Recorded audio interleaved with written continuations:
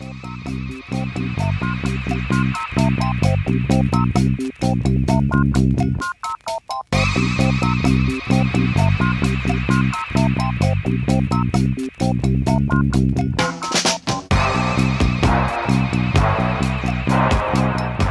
to Blockheads Infinity Round, ladies and gentlemen. This is round 8, and I'm your host, Pete, the Blockhead. I'm afraid that... And my name is Ryan O'Brien what from the Crystal Audio Podcast Temp Agency. I heard that, unfortunately, Pete, you've lost your co-host, Marco.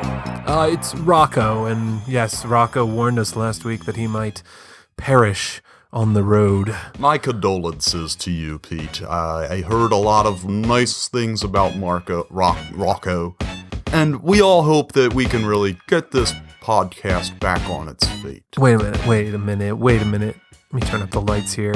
I don't know, you look a lot like Rocco. Okay, I gotta say. Yeah, I didn't die. All right. But I wanted to. Boy, I really didn't like working in the Sub-Zero frigid. Man, you had me excited there for a while. I was like, this Ryan guy sounds like he knows what he's talking about. Oh, yeah. But okay, that was a short-lived gag. That was stupid. There's much more important stuff to talk about than how I hate working. Yeah, like our generous and non-fictitious sponsors. Really important, these guys. Guess what? Lovely folks over at Tyranny Coin. Oh, my favorite. They're sponsoring us once again. They got a great new partnership. Did you agree to the sponsorship? Or like, are they just strong-arming you now? I have no scruples.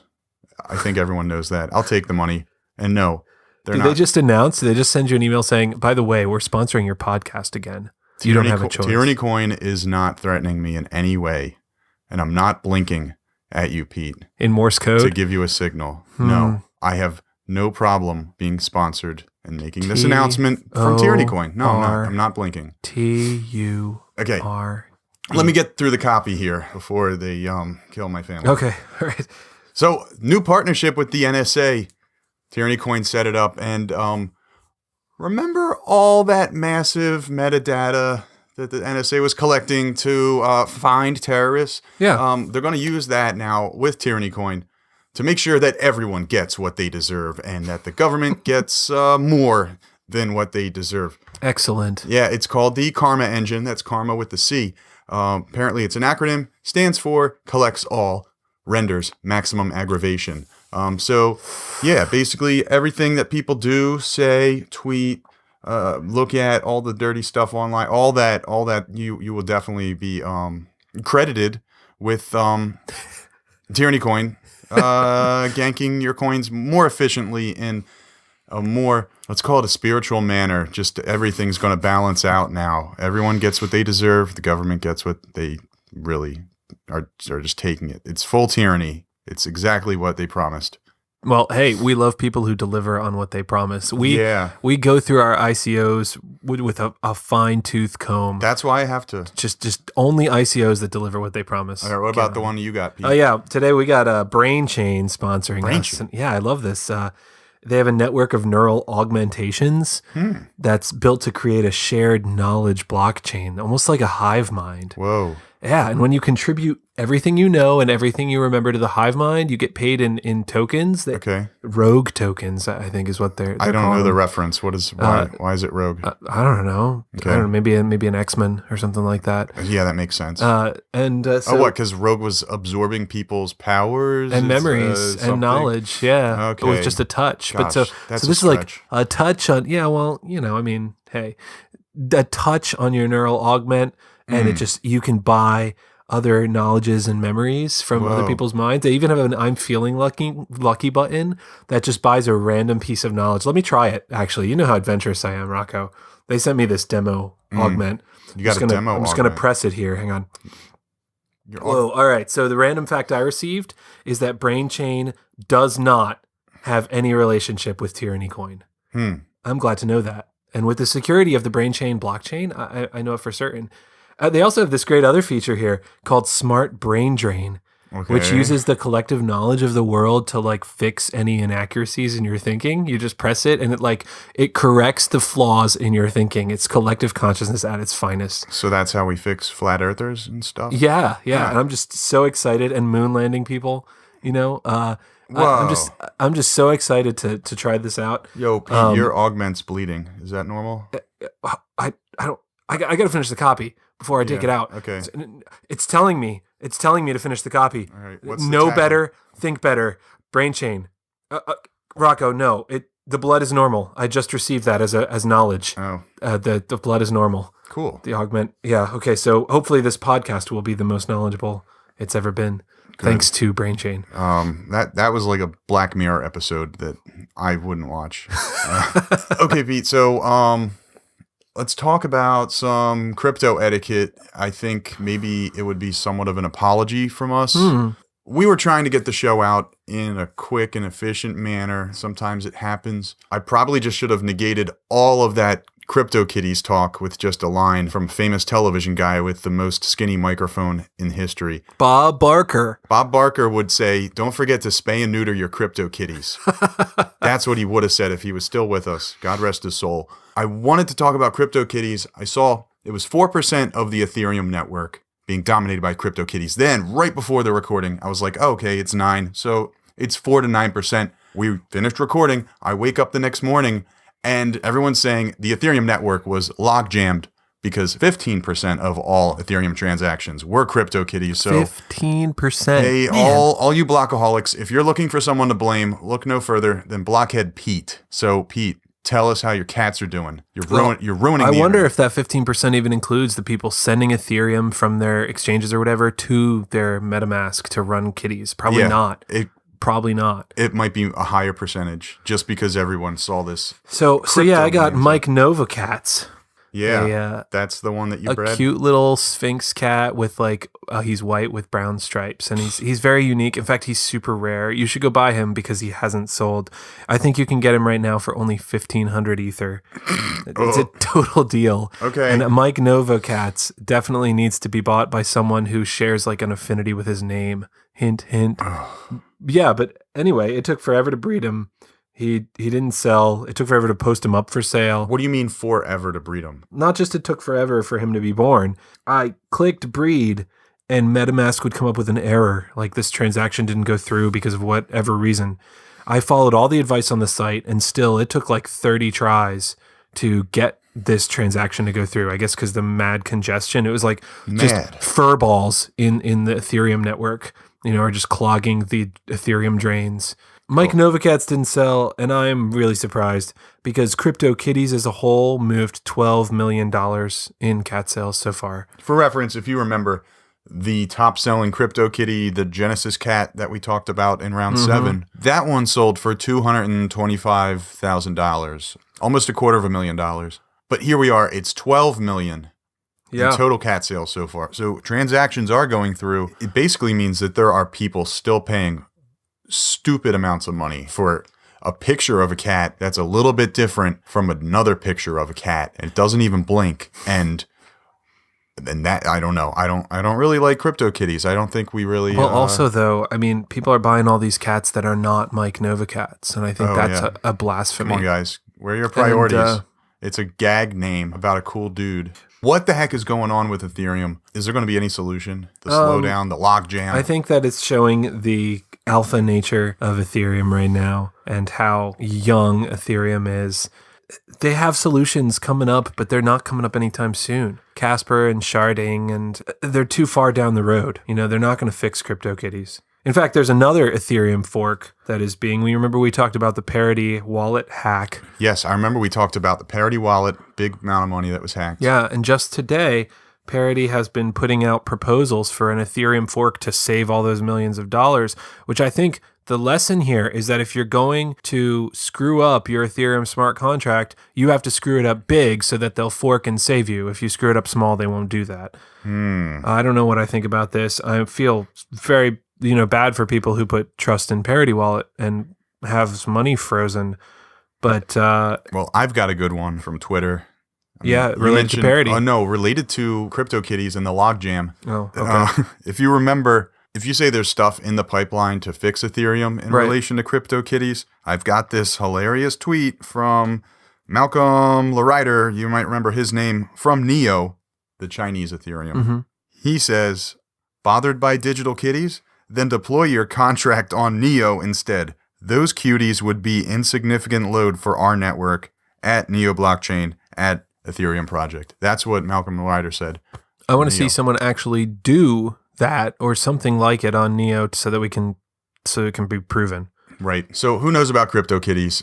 I don't know. It sucks. I was going to start doing it, and then I remembered crypto etiquette, and I don't want to be a part of what is breaking Ethereum right now. Unless you think Ethereum needs to be broken. No, I don't.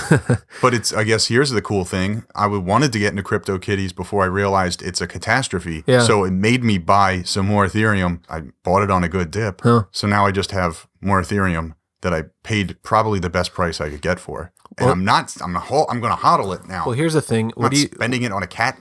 Okay, let me give you a quick example that'll show a point I want to make. I bought some Cobinhood or Cobinhood. I don't know how it's supposed to be pronounced. It's about a decentralized exchange, and the tokens have gone up big time in value, and I want to sell some of them. And so I went to Ether Delta, which is the only place it's on, which is an Ethereum smart contract exchange. It's not centralized. You use smart contracts. I can't sell it for the life of me because of the congestion. It just keeps erroring me out and spending my Ethereum to run gas and then dying, and I don't get that Ethereum back. Well, you're part of the problem, Pete. No. Cryptokitties is not just congesting itself. When it congests the Ethereum network, it congests it for all the decentralized apps out there. Yeah. So you could build a decentralized app on Ethereum, and you're trying to build a really cool app to revolutionize your country's governance or something like that, and it's being adopted, and then suddenly crypto hacky sacks comes out and demolishes your speed, your efficiency, and people don't want to use your app anymore because some other decentralized crap clogging up the Ethereum blockchains. I think it's a bigger problem than we think because a lot of the top tokens, look at the top 20. You got Gollum up there. That's right. GNT, that's an Ethereum token. You got OMG up there. That's an Ethereum token. You got maybe there's some others up there on the top 20. Gollum's not even on there. I don't know what I was thinking. Yeah, Gollum's a little bit further down. OMG. But Omisco, definitely, I think they're planning on implementing their own chain. But we got these huge products that are dependent on another product. And I know that's how business works a lot of times. But when that product is as alpha stage as Ethereum, I think that we might have some concerns about those Ethereum-based tokens. Come on, Vitalik. Come on, put your brain on. Go grab your brain, put it on, and figure out a solution. Speaking of the general crypto market and how things are doing, though. Yeah. How's your portfolio looking? I am so close to 2xing. Since when? Like there's people who have million X. I'm new to this, okay? Yeah, you're new to it, and you're already close to 2x. 2 is the milestone. Badoom. Anyway, Really? Bitcoin went down to the 13Ks recently in just this surprise crash. But then it just took it like it was nothing. Boom. Back up to 17, 18. Yeah. People were talking about congestion and transaction fees that were too high. They're still too high. I've been seeing that. By the way, if you have a Bitcoin wallet, maybe on a ledger or something, make sure you go ahead and enable SegWit on it. It'll reduce your transaction fees by a ton. Okay. If you go with Legacy, you will have really high transaction fees compared to if you enable SegWit. It's good to know. Thank you, But anyway, Pete. but there's another solution beyond SegWit that's in the pipeline for all the Bitcoin congestion. Something I've been hearing about for months and months and months. And is it here? Is it here yet? What is it? It's the Lightning Network. Dun, dun, dun. They have an advanced Bitcoin prototype that they've been running some transactions on, which means they're getting close to ready to scaling Bitcoin. Scaling it. Yeah. Doing the thing. Well, making it scalable, I guess. Yeah. Making it so that transactions are pretty quick and pretty cheap. And we don't need forks anymore? No, that's not necessarily true. But, I know, because there's 4 more forks on the books. Well, forks are upgrades. We should have them. But you mean the forks that are going to create chain splits? Yeah, that kind. The whole Pokemon Go, the whole Bitcoin Gold, Blue, Sapphire, Bitcoin Pokemon Battle Stadium Arena, all the names of the Pokemon games. Bitcoin 64 trading card game online. Okay, speaking of trading card games, forget the Cryptokitties. Why isn't someone just making one version of a baseball player card, but it's done exactly the same way Cryptokitties is done? That would be awesome. There wouldn't be any breeding nonsense? No, there wouldn't. I just think that's a little bit less nauseating than cats. Well, I've never collected sport trading cards. I don't understand. Okay, well, it's a real thing, and it's like continuing to be a real thing. I just think it'd be funny if somebody made it digital. So I guess I don't really know how the cards are given out. But hey, if there's one Ken Griffey rookie card that year, and it's the digital version on a blockchain, that's pretty hilarious. Nah, I don't know. Somebody go out there, do it, make a bajillion. But the younger generation would kind of be into that, I think, if they're baseball fans, because it's becoming acceptable to do things like send digital flowers to people, among millennials and under Gen Zers. Yeah, because you're not doing all the stuff with physical objects like, oh, well, they have to get thrown out and sent to a landfill and the fossil fuels for the delivery guy, blah, blah, blah. Digital flowers are going to definitely be a thing. You're going to put on your Oculus headset. Plug in your brain chain, and then be like, okay, there it is. Then put the Oculus on your significant other's head and be like, oh, look, sweetums, I got those for you. Totally fractal, psychedelic, infinitely unique bouquet of quantum crazy Valentine's Day flowers. And it's only going to exist for 30 seconds. And then it's going to be deleted. And it's going to be like an acid trip of fake, phony gesture of love nonsense. And they're going to digital flowers wilt after 30 seconds. I don't know, man. I'm just saying. Well, that would get rid of the need, if you're talking about baseball cards again, get rid of the need for appraisals, value, for protecting your card, for certificates of authenticity, for all that kind of nonsense. It would ditch forging unless somebody just else made a competing baseball card chain, I guess. A baseball card chain. But it would also ditch the physical ability to hold a card in your hand. And with the younger kids being more interested in reading physical books and things, I don't know if it's gonna go that way. I don't know about these kids reading physical books. Millennials are more likely to read than the older generations. They are more likely to like physical books rather than like Kindles and such, but they are less invested in libraries than the older generations. And those are some things I was reading this week about traits. And it's definitely, it's like physical board game sales are going up. There's kind of a pushback against the digitization of everything. I gotcha. They're lo-fiing their life because it's cool and it's retro. Yeah, you know what? I want one day, maybe some paper cash will be retro. Like there will be a cafe that opens and it's big news because they play vinyls and they got the the big, I don't know, the old Mustang out front above the cafe entrance, the old front, and you go in there and they take physical cash, and like all the new hipsters that are into things like they I don't know, only take vintage Zimbabwe dollars. They take a vintage Zimbabwe dollars, yeah, and it'll be the hippest spot in town. Enough about the past. How about we start talking about the future, Pete? Because futures have been dominating the entire weekend. Futures. Can we do that? Yeah. Basically, people were thinking the sky was going to fall because the CBOE, the Chicago Board of Exchange, went live on Sunday. Well, I mean, it could fall still. It you could. Got CME coming up and NASDAQ coming up, and who knows what the plans are. The plans. Everybody has plans, They're all scheming. They're schemers. Schemers. Oh. Or are they? Gordon's got plans. Anyway. Gordon's got... Yeah, there you go. Wasn't there a lot of FUD going on this weekend about Bitcoin? I guess so. As soon as the futures launched, though, the price is up to 18,000 something right now. The site crashed. I was there watching you on the laptop trying. Oh, yeah. I hopped on just to view some things, and it kept throwing errors at me, like the server could not be reached and things. Eventually, it stabilized. In fact, it was pretty quick. It was pretty impressive. And I could look at all the futures going up and going past $18,000 as of January, I think it's January 17th, 2018. So by that date, without buying any Bitcoin, by that date, if Bitcoin is at or higher than the price you said it was going to be, then you make some extra money. But you can also short it. And right, you can also... Yeah, you could short it. You could say the price is going to go down. Yeah. And then if that does happen, you've basically insured yourself for the loss in that Bitcoin price that dropped. What's a good example, I guess? Okay, I think we're going to have to go back to the olden days, back when people worked for a living. You were saying we need to talk about the future and stop talking about the olden days. Okay, well, futures, I think, started probably in farm insurance type of scenario. Yeah. Let's just imagine you're in Iowa where they can only grow corn, and I don't know why people eat it because I don't like corn, but the corn farmers, they need to have insurance for a crop that may or may not pay the bills for them. So someone can come to them and say, I'll take all your corn at the end of the season for this price. They get the money for the corn, and if the farmer produces more corn than what that price would get him, the dude with the futures contract, he makes out pretty well. It works the other way if the farmer has a bad year. If there's a drought, they don't produce as much corn that season. Then the farmer is basically giving away all of his corn but receiving a higher price for it. Right. if they're looking at the Farmer's Almanac and they think that the rainfall is going to be less this year, I guess they could say, I'm going to go into corn futures or vanilla beans. Let's say I am the guy from Silicon Valley. What was his name? Peter Gregory. Sesame seeds. Sesame seeds.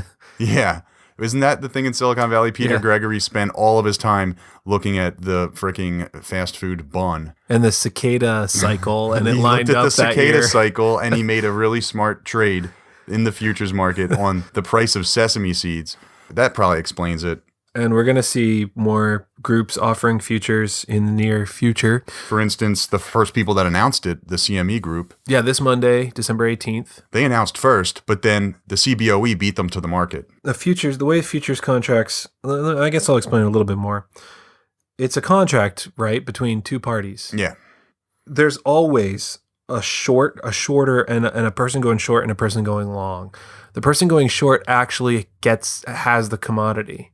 And there's a short position. There's the person who agrees to deliver the commodity. And then there's the long position, the person who agrees to receive the commodity. So somebody's agreeing to sell and somebody's agreeing to buy. So if let's say we go into a Bitcoin future together, okay? I agree that I'm going to sell you Bitcoin at the price we agree upon in January. Let's say it's $20,000 per Bitcoin. Okay, per Bitcoin, right. I actually hold the Bitcoin. Yeah. So Bitcoin, if I'm short on Bitcoin, I'm pessimistic, I'll enter that contract with you. Bitcoin falls to 5,000 or whatever. I have a Bitcoin I could buy at 5,000 and give it to you, and you paid $20,000 for it.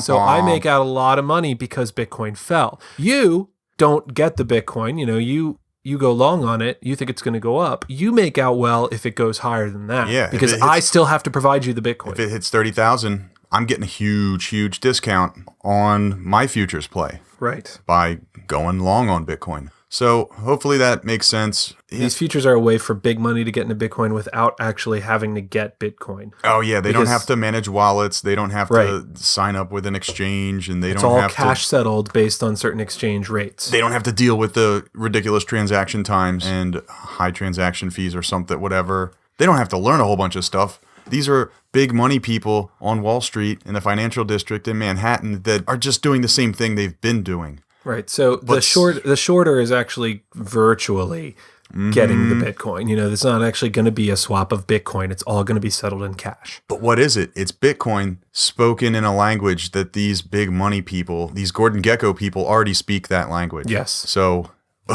they feel at home there. They feel safe there. Oh, yes. Maybe they feel like they can manipulate the markets there. And maybe they'll do that successfully, or maybe they'll just get trampled by the Bitcoin monster.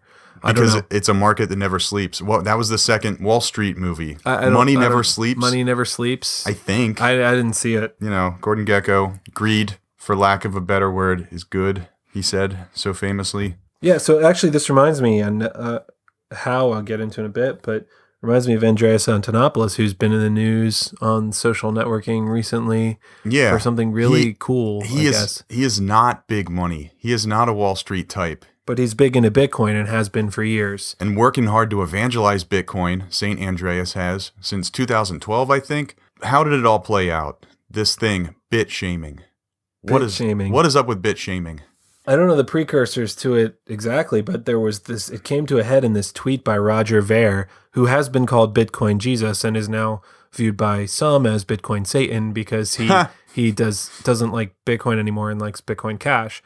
But whatever your feelings on that, Roger Ver tweeted Andreas Antonopoulos, basically, why aren't you a millionaire? If you had just invested $300 in Bitcoin back when you were getting into it, you would be a millionaire now. And Andreas replied, I had to take the gains and feed my family. I was working for a living and I had trouble paying the rent back then. All exactly. The things. And there wasn't exactly massive amounts of money to be made in being a Bitcoin evangelist at the time. Oh, yeah, right? Probably not. But didn't the thread actually start with someone tweeting at Andreas Antonopoulos saying, blah, blah, blah, easy for you to say, you're a millionaire, you're a whale? Yeah, that's how it started. And then Roger Ver came in and said, oh, you punk, you should be a whale. But you're not. So then how does the story end?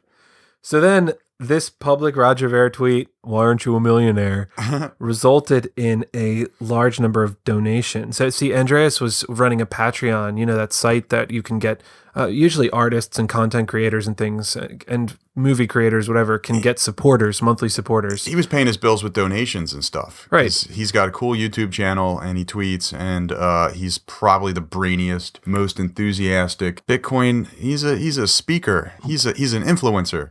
Well, the Bitcoin community showed their appreciation for Antonopoulos by doubling the wealth of Greece. Oh, sorry, that's not what this says.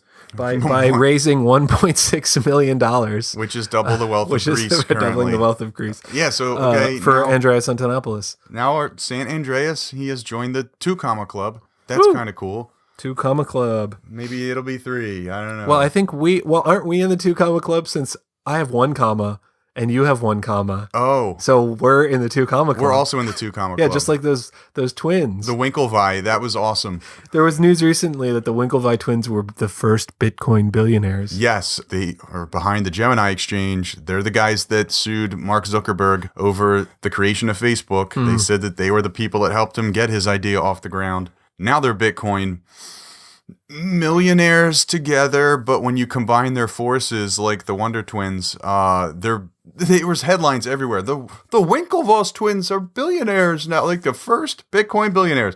And then I don't know where the article was. Oh, there was this funny dude that's just like, cut the shit, okay?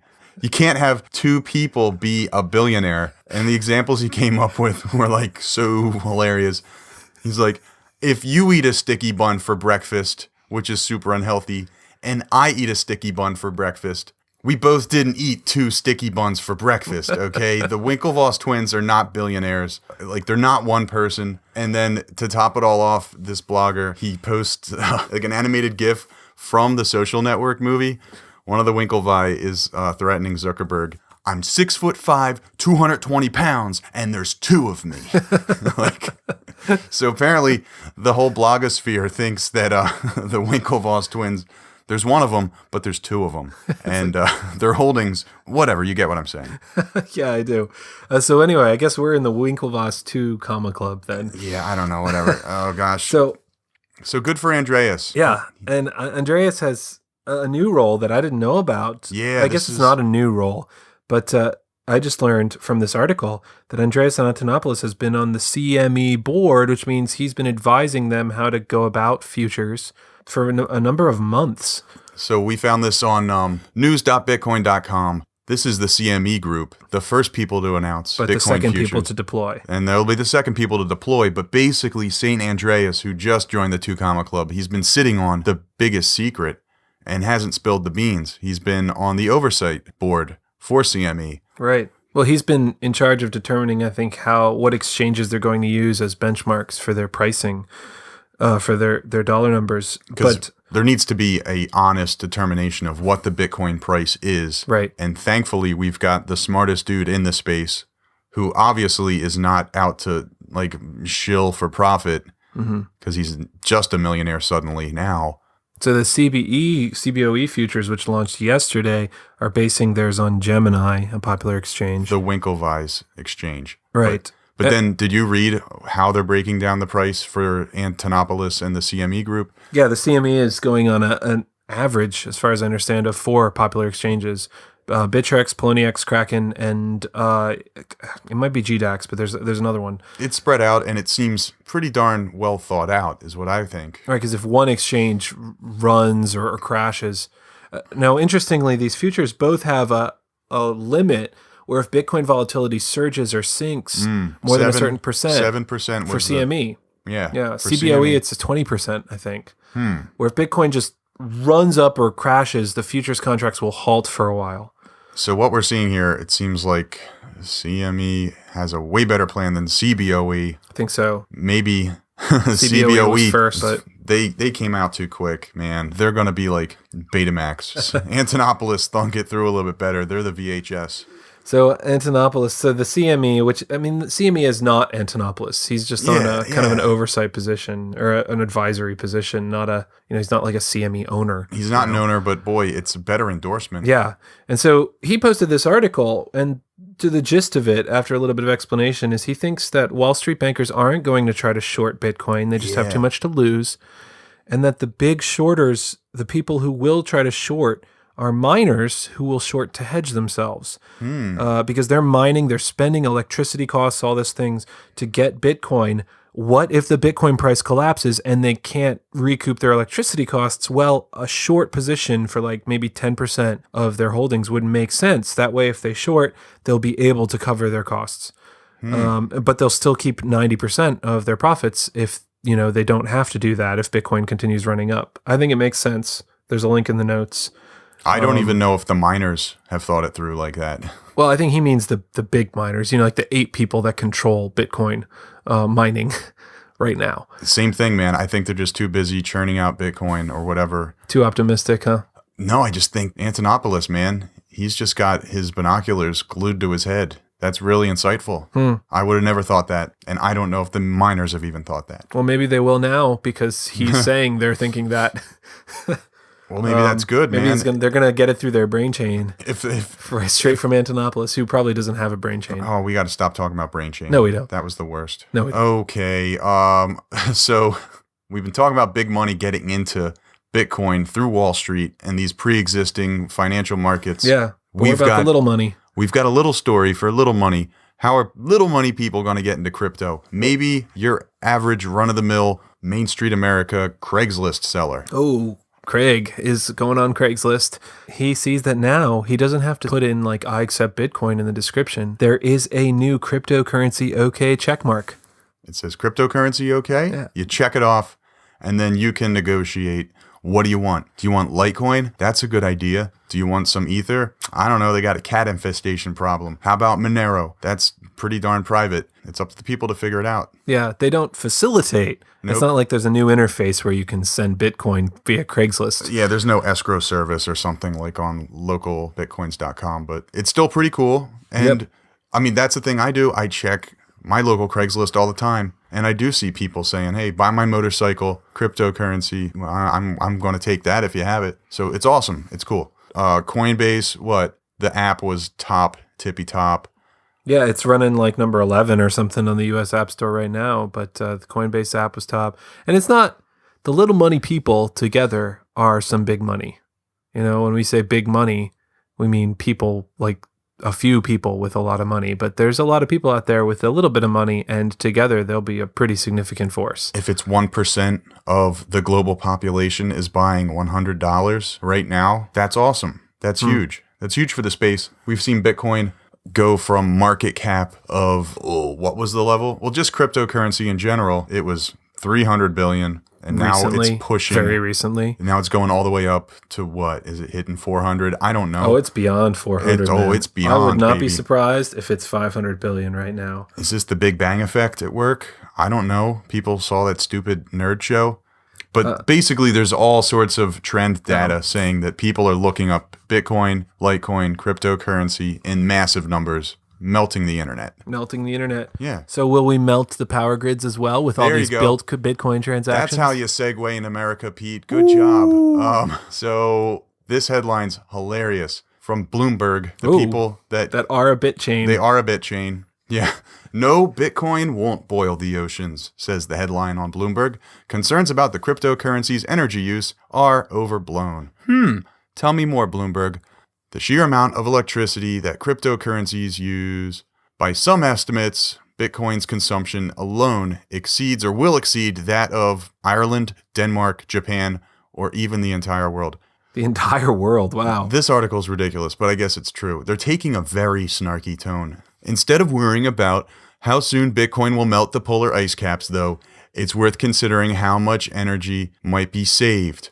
Fiat paper currency and gold mining, the traditional ways to transfer value, uses way more energy than Bitcoin does. So they say here that a recent report suggests at current prices, miners will consume about 8.27 terawatt hours per year. But we have to think that just the global production of cash and coins right now consumes 11 terawatt hours per year. Woo. So assuming that Bitcoin makes no improvements to its proof of work efficiency ever. I mean, what about gold mining even? If Bitcoin's like kind of a digital gold. Yeah, I can see that. That's the equivalent of 132 terawatt hours. Per year. Wow. Bitcoin's chewing up only 8. And that's not to include all the associated power expenses with cash and gold, armored trucks, bank vaults, security system. I mean, Fort Knox is draining some power there. Yeah, so there you go. Suck on that, fiat currency. So compared to that, Bitcoin is really green. There you go. You know? Well, that's sort of what Satoshi promised. He said it's more efficient. He says it's better. And I guess it is better. Maybe it's dumb making paper and moving it around. And of course, miners are motivated by profit, and the government's mining are motivated by profit. So they're going to keep trying to get their power costs down. And eventually, probably going to try to push Bitcoin to stop using as much power and to become more efficient so that they can mine more efficiently. I just think it's dumb to think that we're on like a linear scale and that Bitcoin power is going to keep going up as it has. But even if it does, it probably won't be as wasteful as cash and coins. There you go. All the gold mining and all the nonsense. Yeah, coins, man. That's serious. Stamp those pennies. Pennies are awesome. God, it's so annoying. I have worked as a cashier before, and people would say things like, man, I'm sick of these Sacagawea dollars and da-da-da-da. And you know what? Like, I'm fighting for the penny, man. I'm going to really raise hell if they try to get rid of the penny. That's like, what? You're just being old-fashioned for no reason. What's wrong with just rounding up every price to 5? I don't know. We got to keep making pennies. It's zinc in the middle, copper on the outside. I think it's worth nothing. I think that's because I've actually read this somewhere. It might not be true right now. I think that's because nickels are actually more expensive to make percent than pennies. So they don't want people to start using nickels more. I straight up save my nickels. And melt them down. Maybe. Yeah. It's currently you're not supposed to do it, but there are people that hoard the copper. Back in like 2007, 2006, the price of metals were spiking so high. And a lot of people were talking about, let's try to find those pennies that are from before 1984. They're 95% copper. Copper is used in a lot of plumbing, and copper is used in electrical wiring. And the penny is basically worthless. But you know what? If the price of copper goes up a certain amount, suddenly copper pennies are like, whoa, they're worth more than an actual cent. They're worth more than their fiat value. That could happen. It's happened before. I don't know. Buy that Bitcoin, hodl, set it and forget it. Set it and forget it. Yeah. Speaking of edit rhyming, do we have a reading from Reddit today? Probably not, because I couldn't find this conspiracy theory thing. Oh. How am I going to find the conspiracy ramblings of one Reddit post that it was written by someone who smoked too much cannabis? Rocco, you're an expert on conspiracy ramblings by someone who smokes too much cannabis. That's why I can paraphrase. Okay, all right. Here we go. Cue the music. Ooh, spooky. I just got chills. I really don't know about these futures that are coming out really soon. Like, has anybody ever thought about them shorting the price of Bitcoin? And what if it's a capital T, the reptoids and the people that work for Queen Elizabeth and the people that lied about the moon landing, those people, maybe they've actually invented a quantum computer that can brute force through everyone's Bitcoin wallet password, and they're going to spike the price of Bitcoin with the futures, then deploy the quantum computer to break open all of our wallets, steal all of our Bitcoin, and then I forget what he said. Then what happens? Quantum computers, they don't exist in a practical form yet, and what are they going to do after they get all the Bitcoin? Everyone's like, oh, all my Bitcoin was stolen. I have no confidence in Bitcoin now. Everyone had it stolen. All the exchanges had it stolen. How are they going to offload it? Who's going to buy it from them? The reptoids. Oh, the reptoids want Bitcoin. The overlords, the people from Alpha Centauri that are watching, they want our Bitcoin. They want to bring the Bitcoin to Alpha Centauri, where there's no blockchain network running. Oh yeah, the network isn't. I don't know, man. I mean, there was a lot of FUD. There's a lot of FUD everywhere about these futures. And I think it's safe to say everything's cool. Everything's fine. Yeah, right now, the sky is not falling. Yeah, I mean, we got to find out an episode There's title. some recent FUD going around about Bitcoin ransoms, but I don't know if you've seen these articles. What? People are trying to do ransoms and ransomware and whatever and demanding payment in Bitcoin, and apparently nobody's paying. That was happening over the summer. Oh, yeah. Well, there's WannaCry. There was that. Right. Then there was people that hacked HBO and got Game of Thrones stuff, right? Right. They were asking for $6 million in Bitcoin. And they didn't get it. And they didn't do it. They just released their thing. Yeah, and they called their bluff. what, is there another round of ransomware nonsense? Oh, well, the article I was reading said that people aren't actually paying, that the Bitcoin ransomware movement isn't paying off. They're like, take our nudes. We don't care. Right. And the North Koreans are like, we don't understand. Nudes are terrifically embarrassing. What? And there's evidence I hear, maybe it's just scare tactics, but then North Korea's really into doing ransomware and that kind of thing. Oh, is that, I wouldn't even believe that. Huh. They want to blame everything on North Korea. Well, if you were North Korea, wouldn't hacking the powers that actually have tons of money make sense to try to get tons of money into the country? I don't know, man. Mining Bitcoin would make sense. Hacking Bitcoin would make sense. Maybe you could tap into China's power network without them noticing. I think North Korea's got free labor. It's a nation of slaves and one hermit king, man-child, that has a best buddy named Dennis Rodman. I don't know. I think they're doing okay, sort of. Meaning the power structure. Rocco just said North Korea is doing okay. The power structure is okay. Is Tyranny Coin sending this to your brain chain? Yeah. Everything's fine. The quantum tangle will assimilate. North Korea is a model society. Model society. Everyone has freedom. Slavery is freedom. Work will set you free. All of these things. There's no cabbage shortage. Get back to work. Oh, I don't know. They want to blame everything on North Korea, and I don't know what the end game is. What? Boondoggle? Troops on the ground? Boots on the ground? Strategic strikes? Embargoes? No-fly zones? Ad infinitum? I was looking at Augur last night. It's a decentralized prediction platform where you get Augur tokens and you can predict things and you get rewarded if you're right. So basically they're trying to crowdsource predictions so that you can look at how many people think something's going to happen. And one of them is the North Korea and the United States going to be in open war by the end of January 2018. What? That is almost in a month. Yeah. That's ridiculous. Open war? Open war. What is it? How does it play out? We've lived through a few wars, Pete. Yeah. We've seen some stuff. We've seen some footage and maybe downloaded some ogreish type of bloody stuff from the internets. No? Okay. Okay. I had a coworker that was so into that stuff and it was twisted. Like ISIS beheadings and such? Yes. Huh. Like it's whatever. If you click on it and you see it, that's okay. How about the dude in the break room that's all about it? And he's like, yo, Kyle, get over here. I found a good one. Like, what kind of sicko? Yeah, man. What kind of sicko is doing that? Those people are out there. I don't know. Well, one of the ways that they say they want to keep us terrified is by locking down our computers and demanding Bitcoin ransom. So that's how you bring it back? I'm serious. Well, you got a better way. Yeah, it works.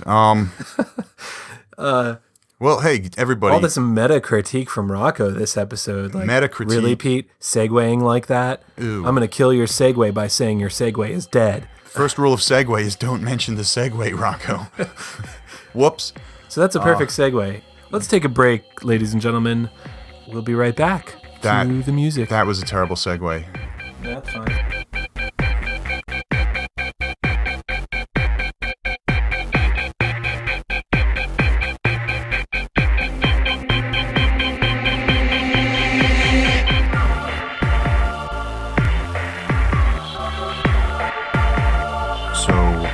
We are talking way back before Bitcoin shot up on this bull run that it was doing. I'm talking September 14th, maybe. Oh, okay. So like way back 3 months ago. Do you remember what the price was on September 14th? Or whenever? After the big dip, 3,500-ish? 35, 33 maybe. 33 was the chart that I sent this guy I work with, who watched Banking on Bitcoin, the Bitcoin documentary that's on Netflix. And he was like, whoa, I can't believe that, dude, what? And so it started a conversation about, Bitcoin, how do I get it? What do you do? What was up? Something. $3,300 he knew about it at the time. And then he's going to talk to me now about it. Where are we at now? Pushing 18. What he said to me, why he didn't buy Bitcoin, will blow your frickin' brains out of your ears. And it'll blow out that brain chain implant, too. Okay. Here's what he says. Well, man, I didn't want to buy Bitcoin because it looked like too many other people were buying it, and then the price would go down. Wait, why? Why would the price go down? He says to me, because lots of people have it. Because all the prestige goes away, man. And I'm whoa, people buying Bitcoin en masse will make the prestige go down, therefore the price will drop. Do you remember 5th grade economics, Adam Smith history class, supply and demand? Like, what are you talking about? Like, the prestige goes down? You can't make this stuff up. You can't make this stuff. Bitcoin is not an exclusive pair of pre-release Nike Air Jordans. Right. If they start selling them at Walmart, yeah, maybe the price goes down because the prestige is gone. But Bitcoin isn't an exclusive pair of Air Jordans. The supply is capped, and the more people, 21 million. You know the story. This freaking guy I work with, man. Shout out to Lil Dave. He punked me so hard because it took me like 2 weeks to muster the courage to be like, so, remember that time you said that stupid thing to me? He was like, oh man, I was just messing with you. Are you kidding? Like, yeah, I forgot. I didn't buy Bitcoin. But still, okay, he's not an idiot for thinking that the prestige makes Bitcoin's price go down. Okay. But he knows he's an idiot for not buying in at 3,300. Man, didn't do it. He didn't do it. Now we got Bitcoin, $20,000 a piece now. When are you going to listen to this, Blockaholics? I don't know. Check your phone. Wait, you already did. It's at 20,000, isn't it? Probably. Maybe. Do you want to tell us about that joke that you saw? Oh, right. The son asked his dad. Right. No, I have it. I have it right here. Yeah. You're going to love this. Crypto Man ran on Twitter. I love it. A boy asked his Bitcoin investing dad for 1 Bitcoin for his birthday. Huh. The dad replied, "What? $15,554? $14,354 is a lot of money, son. What do you need $16,782 for anyway?" So yeah. And it's just so right. We can't, by the time our podcast is over, Bitcoin is going to be maybe doing way higher or way lower than it was when we started. And, just can't keep it up to date. I love how these CoinDesk, Cointelegraph, Bitcoin.com, all these news things, they keep posting articles. I get notifications for them. And it'll say something like, Bitcoin bumps through 15,000 but struggles to move upward. And by the time the article comes out, it's 17. That's every time. Every time. Stop doing that, I guess. Also stop using the picture of physical Bitcoins with a B stamped on them that are silver or gold or so, whatever. Like the pictures, stop doing that. And then also, maybe you don't need to report on the all-time high, because by the time it gets edited and uploaded to the website, the article's not even useful. And these thousands aren't big all-time highs anyway, honestly. I know that there's a psychological thing, but moving from 18,000 to 19,000 is the same as like a lesser coin moving from 18 cents to 19 cents.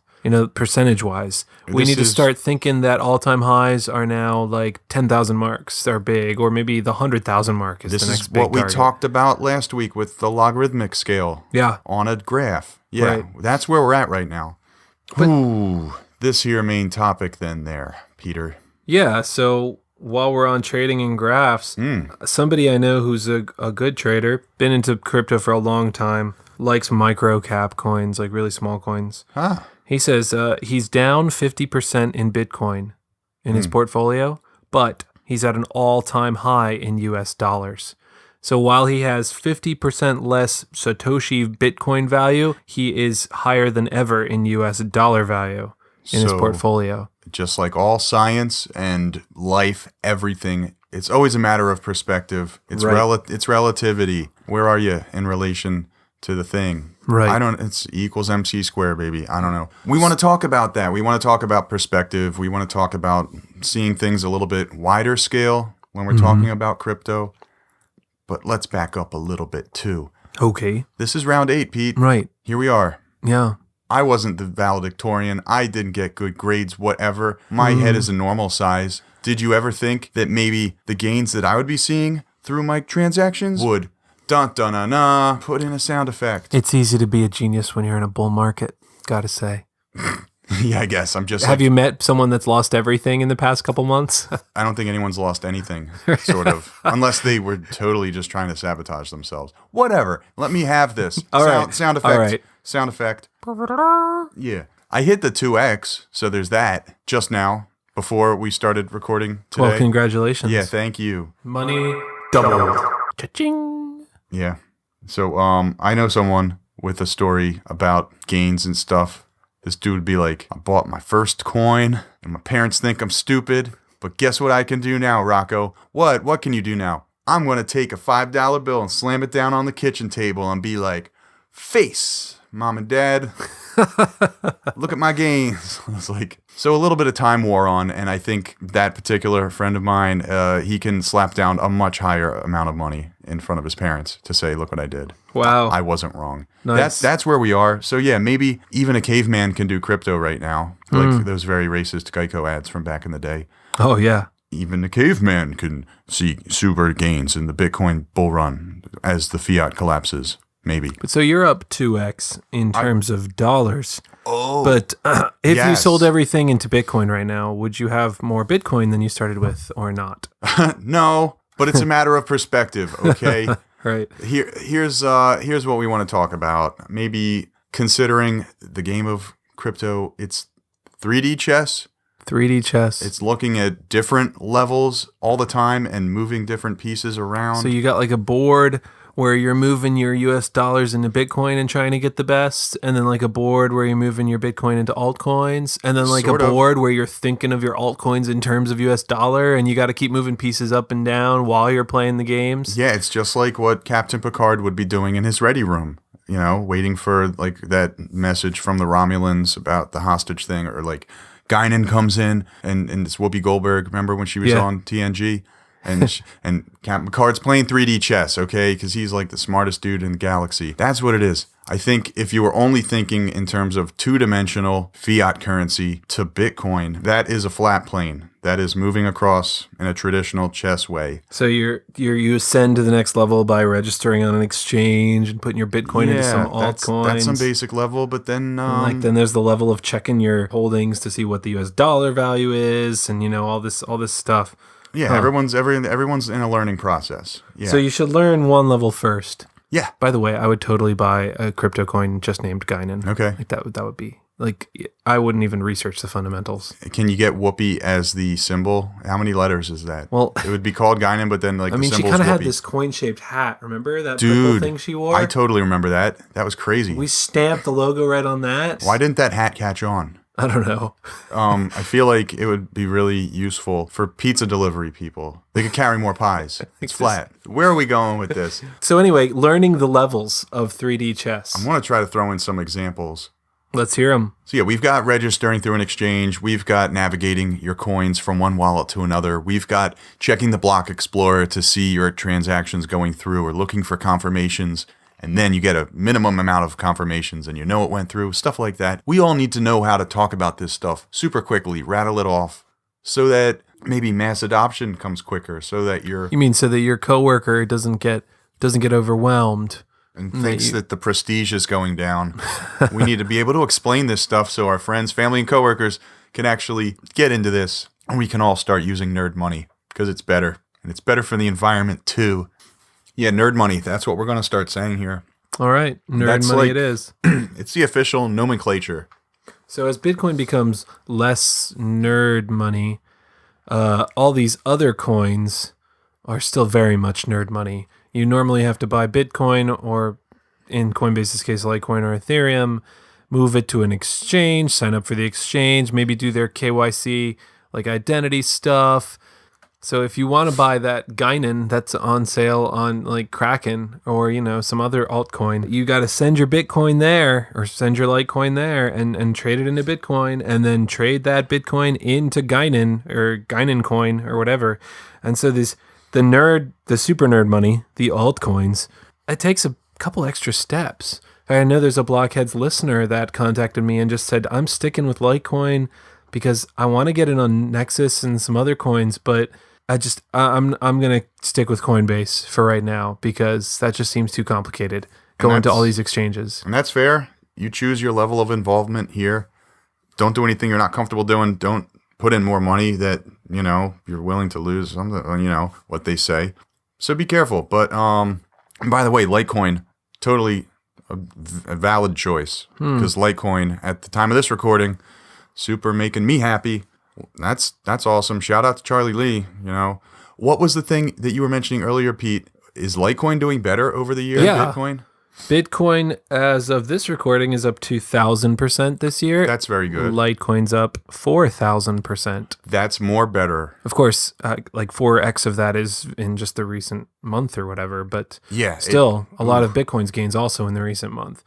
So who knows if it'll hold that, but that means Litecoin, you would have been better off buying Litecoin at the beginning of the year, as of right now, than Bitcoin. Hilarious. Also, Litecoin tends to be a little bit more stable In price, as far as I've seen. And faster and cheaper to send. Yep. That's just a thing. Thank you, Charlie Lee. I love you. Send me some Litecoin. Just kidding. Maybe. Okay, what we're learning is that you always got to think about your altcoins fluctuating in value compared to fiat dollars. You got to think 3D, the Satoshi value, the value in Bitcoin, which is what people really tend to start thinking about when they do this for a little bit. Satoshis are sort of what people care about the most in an end game type of situation. Because the market's going to go up and down and up and down, and your holdings are going to move up and down with it. But if you're increasing your Satoshi value, you're increasing your Bitcoin holdings. People are pretty much always trying to accumulate the king of the nerd money. Yeah. King of the nerd money. So an altcoin can go up in dollar value, and I've learned it can suddenly be less valuable in Satoshis. Mm-hmm. That's kind of weird. Or your altcoin can flip. Bitcoin can drop. We haven't seen that in a while, but it has happened. And then maybe the alts are becoming more preferable, and they're rising higher than Bitcoin. So, well, we did see that a little bit ago. Often what happens is Bitcoin will run, and then it'll stall out for a little bit, go sideways, and a lot of that money will flow into altcoins. Mm-hmm. So if you get altcoins at that point, and then you rides up, and you flip them back into Bitcoin, you can make a decent amount of money. I wouldn't try to time the markets. Have specific goals. I want to make a certain percent on this coin that I really think will do that, and set your orders, and don't try to do it manually. Don't try to do it manually? Let's say you're thinking Litecoin is going to run up, 30%. Mm-hmm. You have reasons for that, and you want to make 10% of it for sure. Like, you're really confident that it's at least going to run up 10%. You set in an order to sell some Litecoin for Bitcoin. You think it's just going to move up that much. You set an order, it's called a market limit order, where once the market hits that point, it's automatically executed, even if you're sleeping or at the hospital or on fire or whatever. Yeah. The order goes through, you make your 10% more Bitcoin, and you sleep easy, knowing that it can pump way high and then collapse or whatever, and you still made that trade. Limit orders, that's what I do. I like it. I got a story of a limit order or whatever, buying at a specific target. ARK. I have totally bought some ARK, and I like it. Got in before the third round of hype when they were talking about the smart bridge that ARK has. It allows cross-chain contracts to be executed. Very cool stuff. Basically, it would interact with coins that have smart contracts, but ARK can serve as a bridge between totally different blockchains. Very cool, super high-tech. I ended up buying in to ARK at 35,000 Satoshis. And I noticed that the value in fiat started to go up, but then the price of Bitcoin went up too. We all remember it started going up a lot. So later on, I ended up buying in to ARK again with that same target level around 35,000 Satoshis. It's not an even swap in terms of dollar value because ARK went up, but in Satoshi value, it was sort of the same. I justified it that way. So you paid the same amount of Bitcoin, but larger amounts of dollars on the exchange rate in order to get the ARK. But I didn't really care because I liked ARK. You're justifying it that way, but if it was the other way, would you have also justified it? If you were getting in at a higher Satoshi value, but still the same dollar value, would you have been like, well, I justify it that way? I guess I could. Yeah, so it's just whichever way you want? Yeah, man, I can have it whatever. Have a clear strategy, ladies and gentlemen. What about that random shitcoin? What was it that you were telling me about? What was it called? It doesn't matter because that's the coin that won't be named. It's fine. I did end up months ago buying a shit coin that I really didn't do enough research on, and it had just been sitting there, going sideways. It looked everything like it was good. Everything else is looking good except for the shit coin that I really, really, really wanted to get rid of. And so what'd you learn? Basically, before Bitcoin ended up hitting 10,000 or even 8,000. I got this coin at 19 Satoshis. I was like, oh, look, the price is low. So that was dumb. I wanted to dump it, but it hasn't gone anywhere near 19 Satoshis. It just seems like it's way low in Satoshi value. It's never going to go back up. I don't think. And nobody's talking about it. There's no buzz. I made a bad choice. Well, we're talking about it. Well, yeah. I mean, well, we're not naming it either. So that's fair. why I'm not fair. naming it, because I don't want people to buy it. It was a bad idea. So did you end up dumping it? I had to figure out, is it just going to keep going down? Should I just dump it now and take a loss? Is it a loss? I don't know if it's a loss. Here's what I did. I ended up using a different app, find out the price of this shitcoin in terms of fractions of a cent. But after I did the math, it turns out because Bitcoin had hit an all-time high, in terms of fractions of a cent, I would be selling that shitcoin for much, much more expensive Satoshis. So okay. So wait a minute. Less Satoshis. So with ARK, you took your trade and you justified it by saying, I'm buying in for the same Satoshi level, even though it's costing me more dollars. And here you're saying, I'm selling for a less Satoshi level, but I'm getting more Satoshis dollars. are more valuable. Like, so did I lose money? No, I gained like 56 cents in fiat. Yeah, I don't know. All right, Blockheads team, give us a cheer. At least I dumped it, and I'm not worried about it all the time. It's like the one thing that I wish I didn't buy, so now I don't have it, and then I look at it, and I'm like, oh, okay, it's still going sideways. Glad I dumped it. I don't care I made 56 cents. That's why usually when I dump a coin, I just delete it from the portfolio so that I don't even see if it goes up later. Yeah, I guess. Out of sight, out of mind. I mean, what if this coin were to go up 10x tomorrow? I really doubt that. Seriously. Well, see, the thing is, if you doubt it on good grounds and it did go up 10x, you can still tell yourself you made the right choice. That's what game theory's about. Okay. You, based on the information you had and based on every indication, made the good choice. You can't beat yourself up over it and say, well, I missed out on that opportunity. I made a dumb choice. No, you made a smart choice. Sometimes chance will stab you in the back. But good choice. You didn't see what I'm saying? No. Because you played this probability right. Okay. It was the best choice. You were playing it safe to a degree, right? Yeah, playing it safe is smart. And so you can't kill yourself if shitcoin charges up a lot randomly. You couldn't have predicted that. Trying to ride that wave would have been the bad choice because it was unlikely to happen. Peace of mind is invaluable. I know people that have left crypto because of peace of mind issues. Like I just kept checking Bitcoin. I'm done. I sold, and now I live at peace. Okay, yeah. I'm not in that headspace. But hey, this is an unprecedented bull run, so I don't know. What's next? I think we mentioned Litecoin earlier. Yeah. Let's talk about a third example of thinking in three directions at once. Okay. In this case, Litecoin to Bitcoin to altcoins. So if you had Litecoin and it went up 2x or whatever, it did, and then you traded it into some Bitcoin, and then you trade that Bitcoin to altcoins, you're capitalizing on the Litecoin run to get more altcoins than you would have been able to get. Yeah, that's a good example. But here, let's get to specific numbers. All right. Earlier in the month, I got some Litecoin at $83, which was a steal. I don't even know why it went down that much. It was crazy. And now it's over 200. Mm-hmm. So then I traded it into Bitcoin, which was also seeing a little bit of a dip. And I got some more altcoins, and it felt pretty good. But here's where it gets even stranger, having to look in a three-dimensional type of way, or see three different aspects of trading. My Blockfolio ended up sending me an alert about the Litecoin price that I had set way, way, way, way back in the day. It had said, hey, Rocco, guess what? Litecoin's taking a dip. I had sent this for like a low Litecoin price months ago.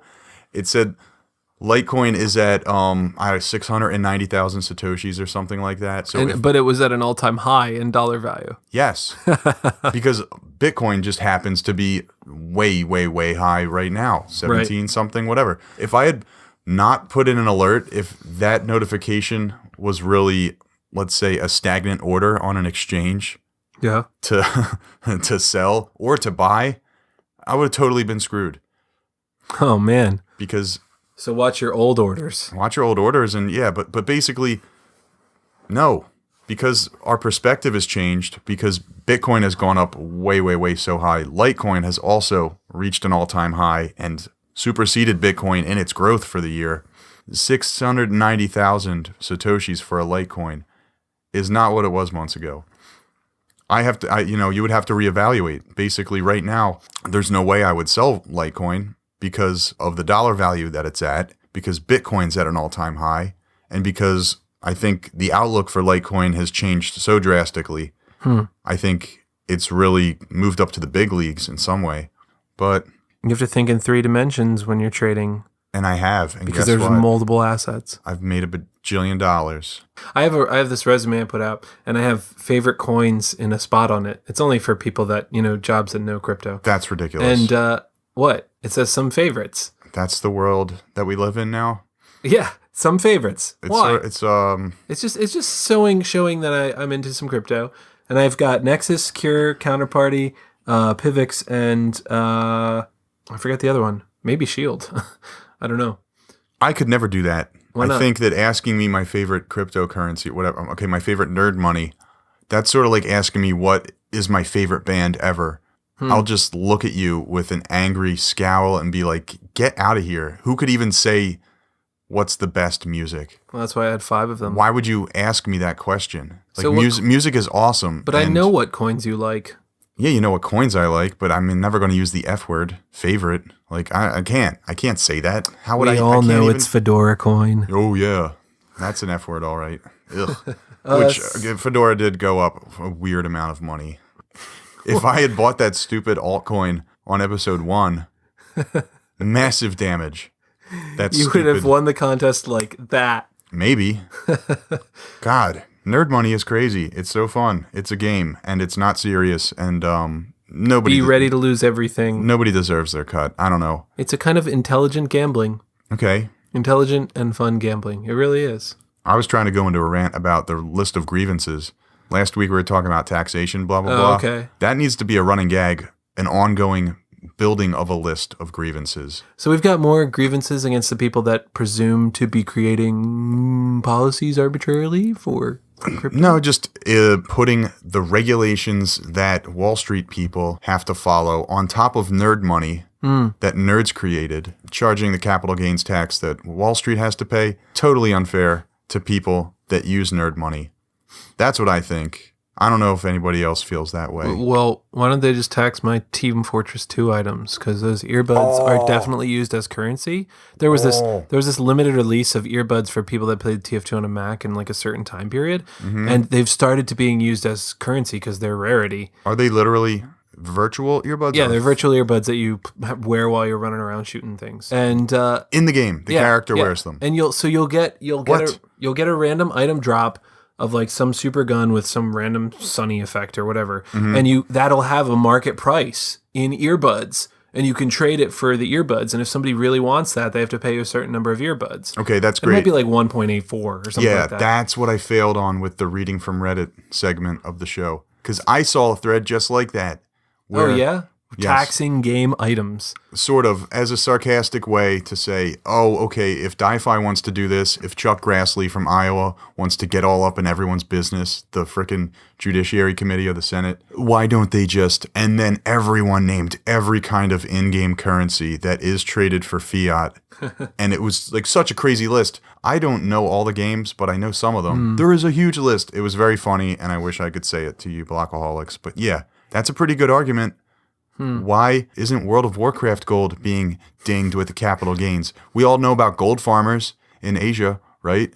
The analogy works out. With video games, definitely works out. There are people who make all kinds of money with video games. Video game currency is probably not going to supersede the value of fiat dollar or basically take over all the use cases that fiat has. Probably not. So they don't want to tax it. But it's A-okay that people can sell it and turn a profit on whatever they're gaming. Whereas nerd money can totally run away with the economy, global. But there's none of the regulatory framework in place, none of the safety nets. I don't even know if it's illegal in the right way to steal Bitcoin. I don't know if the FBI is going to investigate I think they people will getting now. hacked. Maybe they would. But they wouldn't back in like 2011. There's reports that they just wouldn't because they actually suspected the Bitcoin holders themselves of being criminals. Not like they concretely suspected, just because they held Bitcoin. They were like, these guys must be criminal elements. Let's not help them. Yeah, let's not help them. Well, okay, if they can't help us get it back, why do they deserve their cut if we sell it? or make money on it or whatever. Yeah, exactly. But this has a potential to unseat some fiat currencies. I know people will fight me on that, but if cryptocurrency, digital currency got huge, just this international currency that is not susceptible to a lot of the kinds of forces that fiat currency is, I think it's a threat. It's a long-term threat, to be sure, but it's definitely a threat. And so maybe that's why. The FBI, man, they probably wouldn't lift a finger for us, but we still have to support them in not catching bad people all the time. Doesn't make sense. That's the flaw in the logic. They want us to support them in their failing quest to stop all evildoers and preserve maximum peace, security, life, liberty, and property, except for your property. If it goes missing, first of all, they're not smart enough to help you get it back. But probably even if someone outright stole it from you, would they raid that person? Would they SWAT team them and be like, oh, hand over the private keys to that Bitcoin that you stole from your podcast co-host, Pete? No, the FBI wouldn't do that. They wouldn't. They wouldn't make Rocco give it back.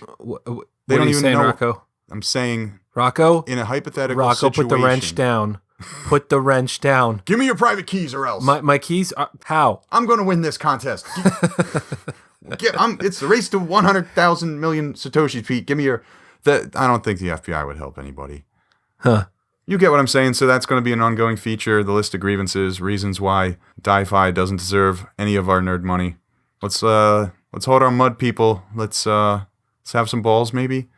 Like, I'll continue to give them the income tax, and I'll continue to suppress all the homicidal rage that maybe I feel on a slight level sometimes when stupid shit happens because society can't advance fast enough, or all the systems are clogged up and failing, and I won't do anything bad. I promise. And all I ask is just let me keep all the nerd money that I acquire. And I promise I'm never going to do anything bad or hurt anybody or break anything. So, they're just going to take you on your word that you're not going to do bad stuff. Hey, I mean, I've got a pretty good record right now. I mean, there's no indication that I would do something bad because I haven't done anything bad already. Can't we all just have a truce? The nerds with their money and the feds with their failing system. I think there could be cooperation. We'll let them use the nerd money for free. Ooh. And all we're asking is you don't deserve any of the nerd money. You can put stuff on the blockchain. You can do all the smart contracts. Okay. All you have to do is pay the gas fees like everyone. Right. And then we'll also all collectively suppress our homicidal rage when there's construction on these roadways that are always just totally filled with potholes every year, all the time. And they won't legalize flying cars yet. We're totally okay. Okay, we're good. So maybe there could be like a peace accord. All the nerds with nerd money, we promise not to commit things or breaking or hurting people. Some kind of non-aggression and non-compete treaty. Oh, I mean, a non-compete treaty is some next level stuff. Next level stuff. Yeah, I mean, okay, basically saying please don't make tyranny coin. Well, tyranny coin's in the making, possibly by a number of governments. Is it? Well, I don't know. We'll see how these crypto coins that other governments are making turn out. They should call it a techno ruble instead of a crypto ruble. Seriously. Okay, stop that. Red, blue, and white lights going everywhere. It's a Russian flag. Yeah, and French. So similar, so different. Yeah. All of us. Wow. Can't we just get along? Apparently not. Oh. And you know what? The people I used to live in Russia. The people there don't hate American people. It's just the political games, and I know people that were in the military in the 50s, 60s, whatever, and they were trained, basically not brainwashed. They were taught to dislike Russians, like almost every military has done throughout history. You're talking about, people from the 50s, 60s, U.S. people? Yeah. That were trained to hate Russia. Right. Yeah. And almost everyone throughout history, every government has tried to, you dehumanize the enemy in a kind of a sense. But the Russian people don't hate the American people. It's the governments and their games. I think that's what we're talking about here is, we just don't want to be a part of this game, which is obviously failing. The Fed reserve system game, the dollar game. The invade a country so you have their oil game. It's like they're playing their own game of baseball. the Fed, machine is playing its game of baseball, its rules, and you and me, we find a peach basket and we put it up and we start inventing basketball, and then they come over and start imposing baseball rules on this new game. And what? There's like a referee underneath the basket and he's going, strike, you're out. Yeah. And you're like, whoa. Exactly. We made basketball. It doesn't apply. Why are you playing our game incorrectly and we made it ourselves? And your uniforms don't match our, I don't know, this is all totally different. You're wearing cleats on hardwood floor. What are you doing? Idea. We made this, we're playing it ourselves. Stop messing up our nerd money game. Right. We're going somewhere with this. We're developing something amazing. Basketball. I don't know. I mean, basketball's okay. I like football. Wait, no, I don't. After last week, I'm done. You're done. I don't know if I'm ever going to. We almost had to bury you. I almost died. My balls did freeze off, so that's the sad part. Then what would have happened to all your crypto? Oh, yeah, let's do that. Do you know how many times I've been looking on Reddit and people are talking about, help me crack this wallet because so-and-so I know passed away and their parents needed funeral expenses? Dude, proof of life? Is that the new crypto There's got to algorithm? be something. Where the only way to unlock the ledger is if you put a decaying finger cell onto the palm. It's got to be a corpse. Honestly, this is my revelation. My revelation is thus. I don't know if we can play spooky corpse music, but basically, the only way that you could transfer your crypto holdings in the event of an untimely passing would have to be if somebody has the body of the person. The next of kin is definitely going to have access to the corpse of a nerd money user. Okay. So there's got to be a hardware wallet that has infrastructure hardware that can detect a dead body and the DNA that matches with the living DNA that was pre-uploaded to that wallet. And encrypted or whatever, hashed. I mean, it was hashed. Sort of. You can do that. You hash your DNA. It's on the blockchain. It's distributed. It's secured. But then across what would the stop world people from killing someone in order to get their keys? Okay, does it make sense that a foul play murder that takes place outside of someone's home where we're most vulnerable, it's going to be harder for the assailant to get the body or a portion of the body and also access the hardware wallet? We're trying to figure this out right now, and I think we're going to figure it out. But it's going to have to be proof of life, or I guess in this case, proof of death, for the transference to the next of kin of someone's nerd money holdings. So you give the people you care about hardware wallets that they possess. Oh, they're in their house. Not you, because if you die, then you have the wallet on you. That's a bad security. Hey, Mom, here's a clone of my Ledger Nano S. Right. You've got one yourself. You can use it. You keep uploading stuff to it. They're cloned. That's possible? Maybe? Well, yeah. Yeah? I mean... Okay. Because of the way it works, that'll have the keys on the other Ledger Nano S. Okay. And if you add to the address, it's added. So, someone who wants to murder me for my nerd money, right, then has to get a portion of my decaying, lifeless corpse, and then also break into my mom's house and get the ledger. Right, they take this wrench here to unlock it. Is that it? I think that might be the only way. Because I've seen, it must be 4 different threads about, oh, help, how do we get this crypto? Now, what if Grandma decides she's got the hardware wallet, all she needs to do is kill you, and she can get your money? Oh, well then. Murder investigations always go after family members with relatives first, yeah. You know what you're doing? Suddenly, you're giving the police all kinds of reasons to suspect your relatives and loved ones with motive now. So you got to think about that. Like, you're putting them in danger, possibly. Yeah, for an investigation that they want to wrap up as quickly as possible. That's sort of how it goes. So, I don't know. We got to come up with some kind of last testament will kind of thing that works with crypto, and I don't know how to do it yet. Oh, man. This makes my head hurt. Because I almost died I almost died from exposure, like Jack Torrance from The Shining, frozen, holding an axe, covered in snow. Second Shining reference. Yeah, you're welcome. Come play with us. I think whoever solves the cryptocurrency inheritance problem. The next of kin problem.